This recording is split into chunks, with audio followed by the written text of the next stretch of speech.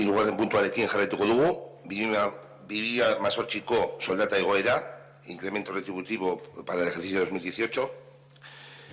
Tras la aprobación de los presupuestos generales del Estado, y en ellos marcaba que para el año 2018 las retribuciones del personal al servicio del sector público no podrán experimentar un incremento global superior al 1,5% respecto a los vigentes al 31 de diciembre de 2017, en términos de homogeneidad para dos periodos de la comparación, tanto por lo que respecta a efectivos de personal como a antigüedad del mismo.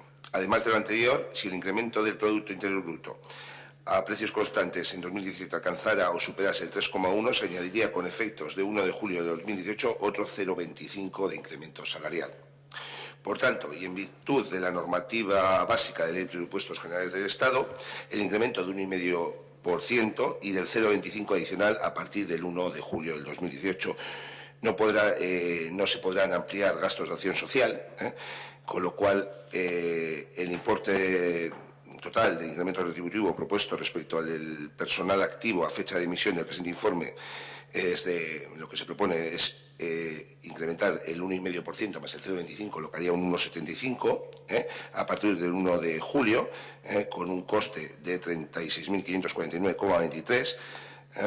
Y esto pues únicamente no solo al personal activo, sino a todo aquel personal pues que pueda estar en otra situación, que le haya vencido el contrato pues en febrero, en marzo, o aquellos también, lógicamente, que están inactivos, que están con contrato relevo. Por lo tanto, se propone el incremento de 1,75%, que es el máximo establecido por la ley. José. Bueno, bien, estamos de acuerdo, nos parece razonable y que es lo que tiene que ser, que se incremente, que se haga el incremento retributivo y que los trabajadores no pierdan ese poder adquisitivo.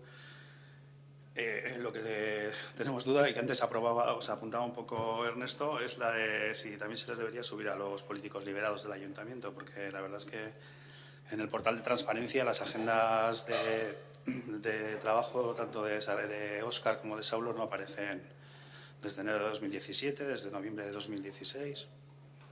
Entonces, pues entendemos que seguís haciendo cosas. La agenda no aparecerá, pero sí aparece la retribución, tanto lo que recibe el señor Óscar Salicio como lo que recibo yo, con lo cual en las últimas subidas que ha habido, aun correspondiendo a los políticos liberados, hemos ejercido la renuncia a la misma. Es decir, podríamos decir que se iba con el sueldo congelado pues los últimos tres años, y así esta intervención, que podría hacer un informe de lo mismo, y los datos están ahí, cuando se ha venido aplicando el convenio vigente. Todavía hay que aprobarla y luego nos pronunciaremos al mismo. Seguramente optemos por lo mismo. El siguiente pleno daremos cuenta y diremos lo que se ha efectuado.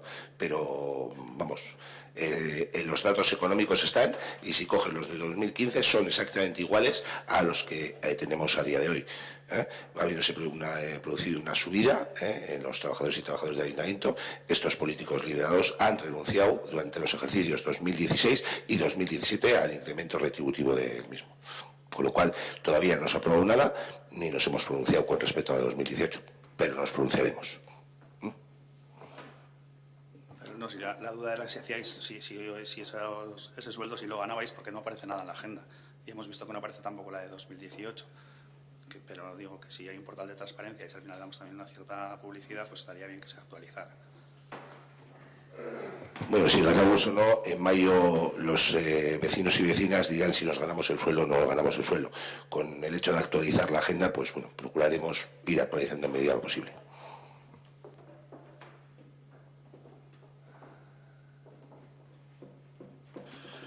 Bozketa egingo dugu, 2018ko soldata igoera, alde, onartuta geratzen da.